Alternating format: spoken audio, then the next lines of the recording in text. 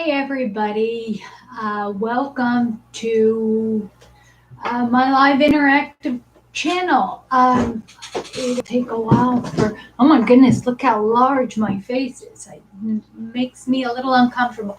Well, right now it's 11 o'clock East Coast Standard Time, and it'll be going on till 11:30. That last time I did an hour, and it kind of wore me out there. Let me just type good morning. So what I want to talk today about is there's two things that occurred to me. One is the MS itch. I want to talk about the MS itch today, and some of you may know this because early on in 1997, I would scratch my head at night, and I thought it had something to do with the shampoo. I went to dermatologist. And I got special shampoo, and I used everything. I tried everything. I even cortisone. I would put in my head. I just couldn't figure out what was causing me to itch there. My skin itched, and I often woke up in the middle of the night, or I woke up in the morning to bloody sheets there. So what I wanted to do was figure out what was wrong. It was probably with buying all the shampoos, some without let's see, sodium lauryl sulfate. I got into the chemicals that I could be having allergic reactions to. And I found out it had nothing to do with that. Nobody knew at the time there. I took some apple cider vinegar and I diluted it with 50% water, and I saturated my head. And what was so great about that is that I'd go to sleep with the wet head and a towel wrapped around it, and it quieted that itch. That it just completely controlled my scalp itch there. So I couldn't figure out what that was. And I thought it squelched the allergy. Years later, I found out that there's something called the MS itch there, and that is very much related to paresthesia. That is when we have unreasonable reactions to stimuli. It's kind of like the pins and needles you feel on your legs, or the burning sensation. It also, we hear it's known as phantom pain there, and one of the things that I wanted to tell you is that the itch is very much like the burning sensation. It's an unreasonable reaction that you're perceiving, that your scalp is itching, your body is itching. You scratch it because it's a real itch in your brain, but it's really not there. The good thing about apple cider vinegar, some people use Listerine. You can mix the Listerine with water, 50-50. There is that cool Listerine will also spray it on your skin. It won't hurt your skin, but it'll change the sensation, and it'll make that itch go away. It's really a good thing. It's a good thing. I wonder if I turned on live chat. Let me see. Participants there. Okay, because I see a lot of you are giving me a thumbs up. But Nadine, there you are. Good morning. But so anyway, I wanted to talk about that MS itch there. Sometimes when you spray that stuff on, and in the morning, wash it off and use some nice body lotion to soothe your skin there. Wash your hair, wash that stuff out so that it's nice and clean. The other thing I wanted to talk about is I've been getting a lot of emails about spasticity, heavy legs in the morning, and one gentleman, Andrew, I don't know if you're watching or not, but you talked about having a urinary tract infection. And during this coronavirus, during this isolation inside, Amazon.com and CVS have these test strips that you can make sure you have a urinary tract infection. Of course, you call your doctor, but it's so important that you don't take antibiotics if you suspect you have a urinary tract infection. Guarantee that you have a urinary tract infection. I know I am blessed. My doctor is I can email him, and I can email my neurologist too. It's fantastic. It's great to do. The symptoms of the urinary tract infection is burning urine, smelly urine, urgency where you always have to go to the bathroom and you pee little bits there. And even if you get those test strips, you pee twice on those test strips. And just 1 minute. Hello?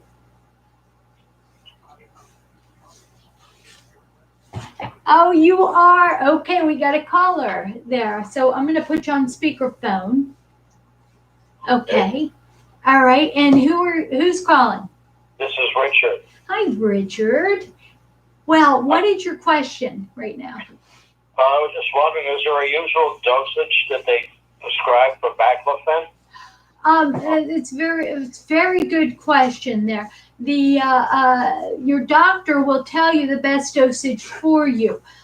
Typically, oral baclofen, they come in 10 or 20 milligram tablets, right? 20, 40, 60. They tend not to want you to be above 80 milligrams a day. That's my understanding. I just backed off because I did something a little crazy. I didn't follow the doctor's advice there. If it's above 80 milligrams there, what you're supposed to do is get a baclofen pump installed. And I've talked to a number of people with this baclofen pump there, and it's filled up at once every 6 months, and they can put so much baclofen in your spinal fluid that it helps you. It helps that stiffness.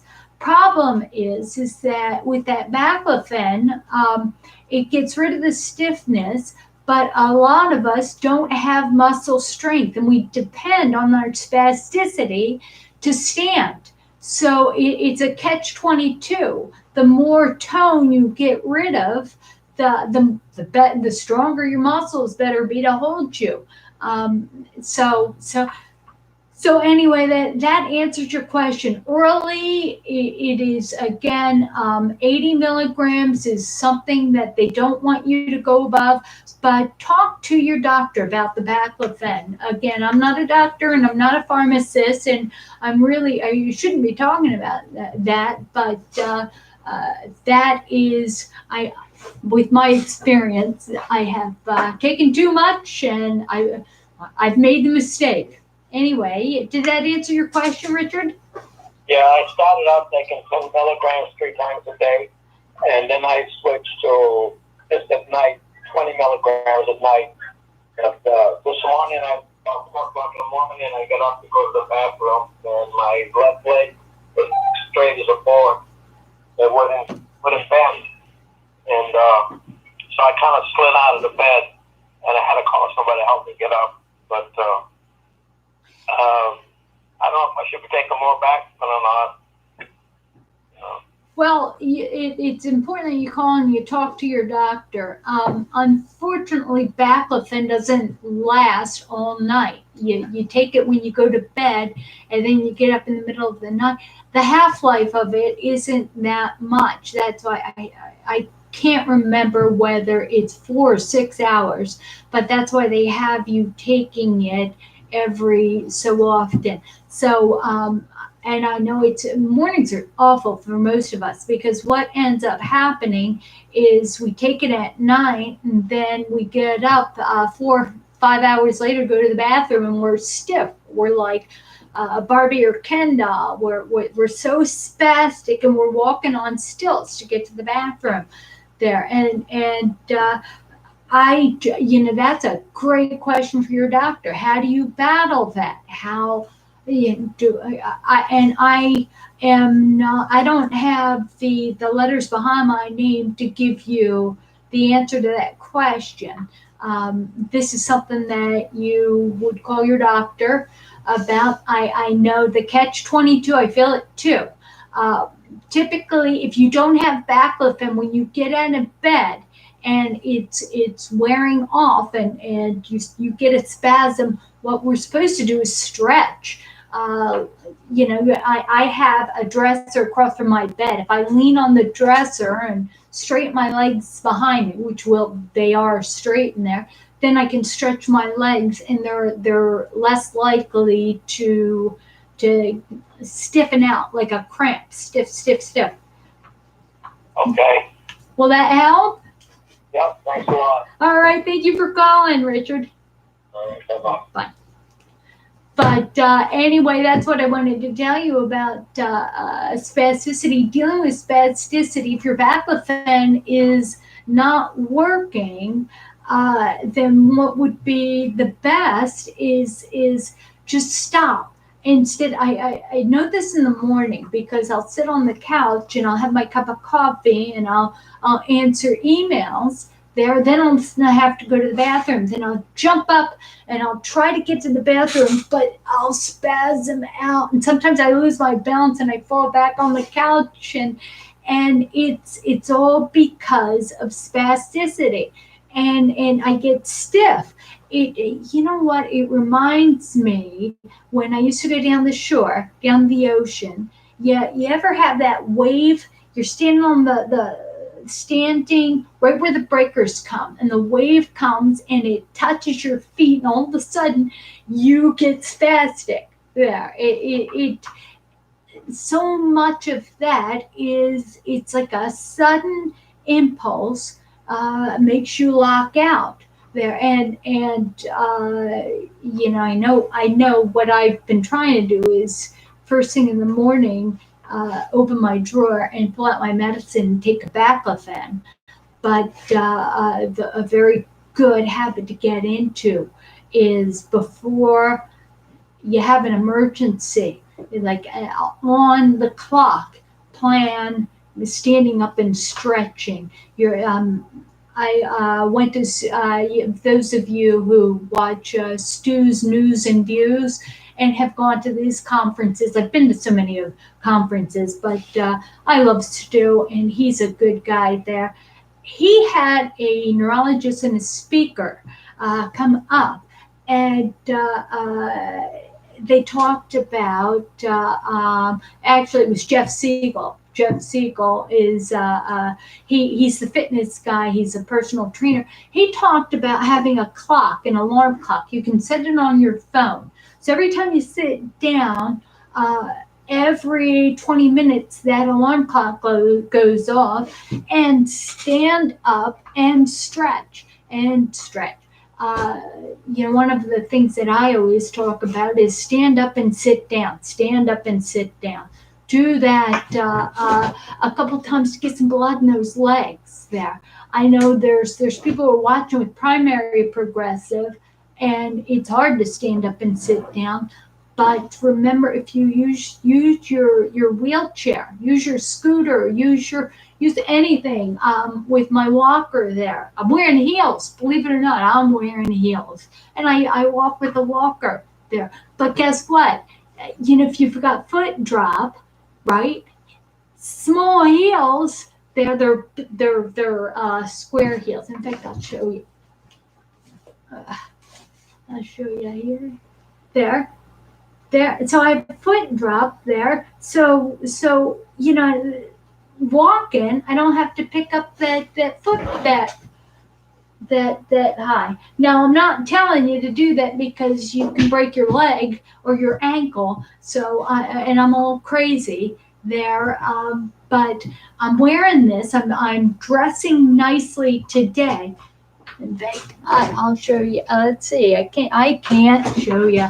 I can't walk and I put my shoe back on, but I dress nicely today, and I take my walker and I'll use the hip flexor assisted device and hook it on the end of my shoe, and I'm going to try to walk around the block. I did that. It's 1 mile there. Now, without that hip flexor assisted device, I can't do it. I can't get over that, tripping over that toe. So again, stretch. I put water. I put everything, and I make myself do it. When I had that really, really bad MS attack, and my husband had to tie me to my scooter there, as soon as the steroids were done, uh, um, I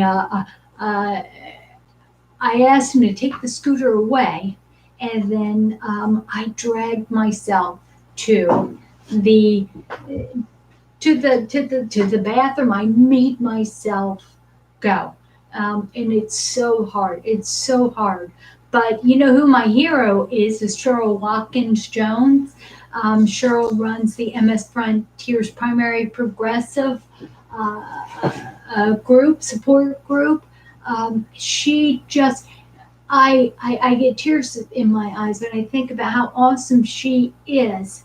Uh, she was completely incapacitated, and slowly she would grab her electric wheelchair and just stand for a second, just a second. And I don't know, I got to give her a call and find out. She was able to transfer to the bathroom on her own there. And there's so much dignity and excitement to do that. All right. As far as the HFAD, HFAD there. I will. I have a video that when you go to the channel there, search. There's an area that has an hourglass that will show you. I demonstrate how you walk with the hip flexor assisted device. So you can Google that, or not Google it, but even if you Google it, you'll find my videos, HFAD there. So you can look on my channel, Google it. You'll when you see me and you see me, I just anyway, it'll show you there. It's HFAD, hip flexor assisted device there. Now, also, you'll probably need to go to the dollar store because you're supposed to wear it underneath your shoelaces, and that pulls it up. But I discovered that if I get a little dog collar and slip it over the toe of my shoe there and hook the top I hook it to the top of that leash, or that collar, it pulls my toe up, and that's really good. So yeah, that is good. So also ankle foot orthotic there. Why this is good, but it's not great. It is a crutch. All right, basically it's kind of like it gets you to be able to walk throughout your house. It holds your foot up, right? It's a crutch, but it doesn't really help you to walk normally, stride normally. That's why I like the hip flexor assisted device. It's got bungees on either side, and when you go, you put your bad leg forward there, it pulls your leg up. So, and that whereas if you're like me, you have hip flexor failure, you have knee lock, and you have foot drop. Now, if you have those three things there, some people have it on both sides, so you can actually get a bilateral hip flexor assisted device. It's begins with B, but the company that does that. So anyway, all right. Are there any other questions? Again, my phone number is 410-420-9606. If you want to call and ask a question, or if you want to live chat, put down another topic there. I'd be happy to answer questions for you there. Yeah, I'm starting to lull. It's been 20 minutes, and I've got another 10 minutes to go. There, this is going pretty good.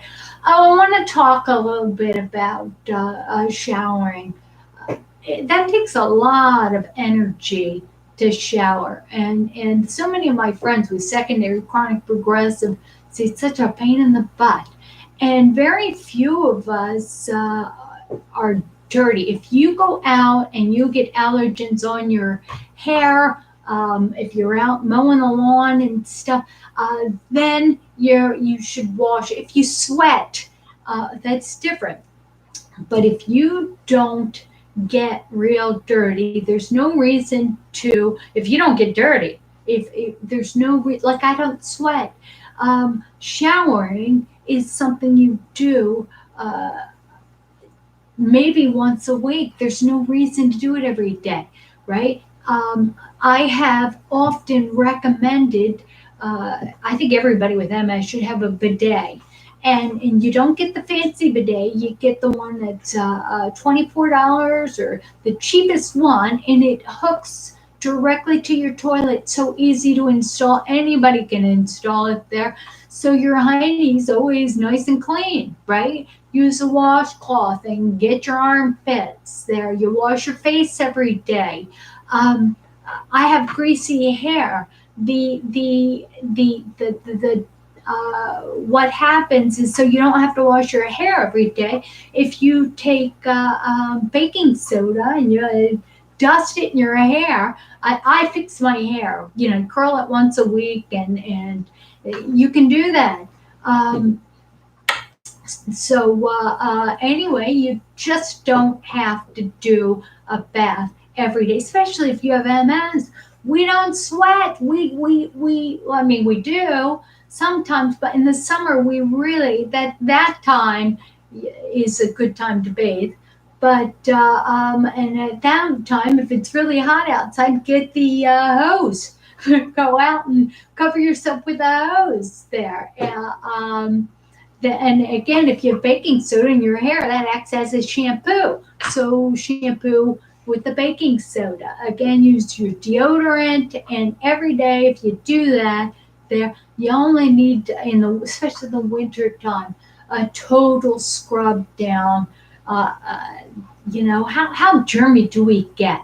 Wash your behind with the bidet, and it is called Astor. That's it, Astor, Astor bidet, fresh wash, and it's cheap, and you'll start to wonder how anybody lived life without it there. Good morning, Jane. I see you're here. Dry shampoo is great. Velcro rollers is great. All right. There is a new study, Jennifer. It's I see she's asking about cognitive. You all can see that. Mental issues. There's a new study that niacin has been helping with cognitive fog, cog fog. So niacin, I can't remember. I want you to Google that. I can't remember the dose, but as exciting as it is that we all take alpha lipoic acid to reduce the shrinking of our brain, that there's studies there. The niacin, it's been studied that it has been proven to help people with cognitive fog.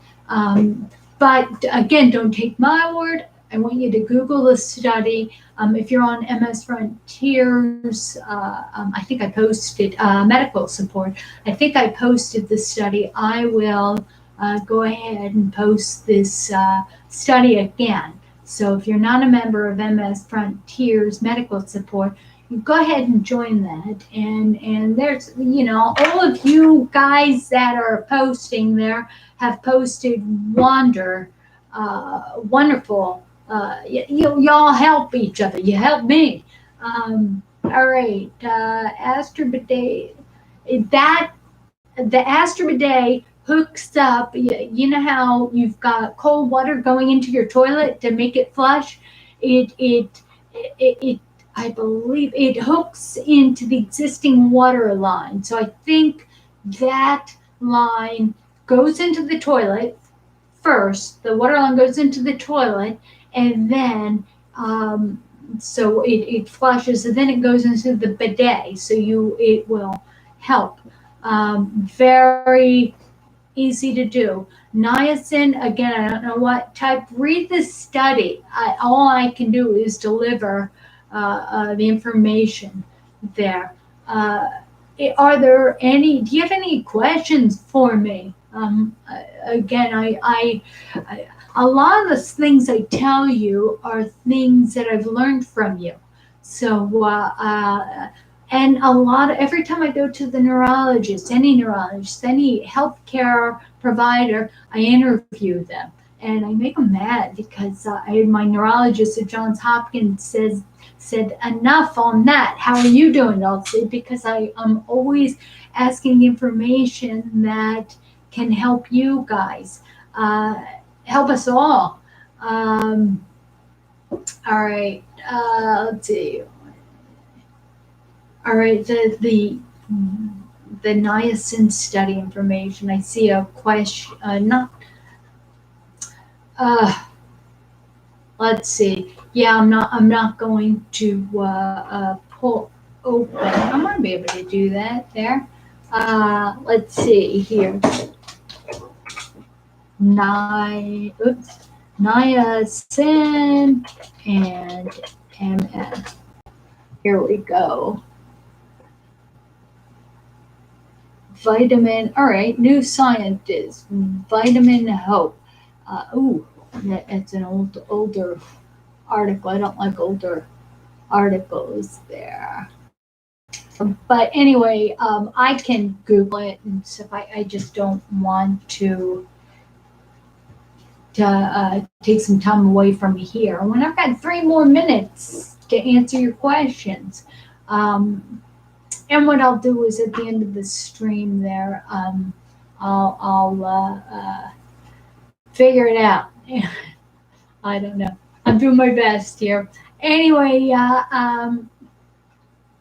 let's see. Okay. Yeah, I want to talk about pain, pain management. They say that pain is common in MS, and the pain they're talking about is the pain from the MS hug, the pain from spasticity, paresthesia, Lermite signs. That's when you look down, you get the electrical shock.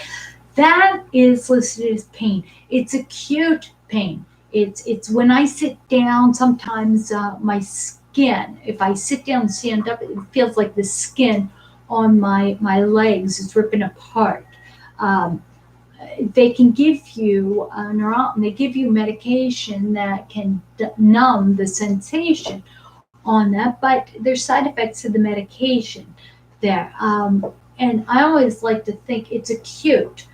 People with MS have an incredible tolerance for pain there. After you've had MS for a long time, you realize, you grin when you sit down. You're like, oh, it hurts.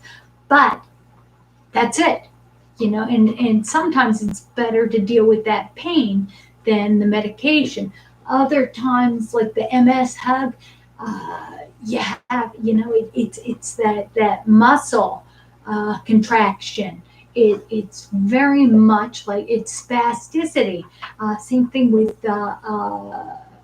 um, circulation. Some of your feet and our legs get really cold, and that's because our veins are spastic too. So the blood will pool there, and it spasms and it keeps it down there. It doesn't circulate. That's why they have you wear compression hose. Anyway, this brings it down to a close of this live. Uh, Now I'm going to do this every Tuesday and Thursday there, and you're welcome to call in or just type there, or keep a notebook. You can email me or go on msfrontiers.org. There you can contact me that way, or go on MS Frontiers on the Facebook support page. Anyway, there's uh, lots of resources. Now, stay safe. I pray that you all have the comfort that I'm trying to share with you. God loves you, Jesus loves you, and I do too. Anyway, keep coming back. Thank you.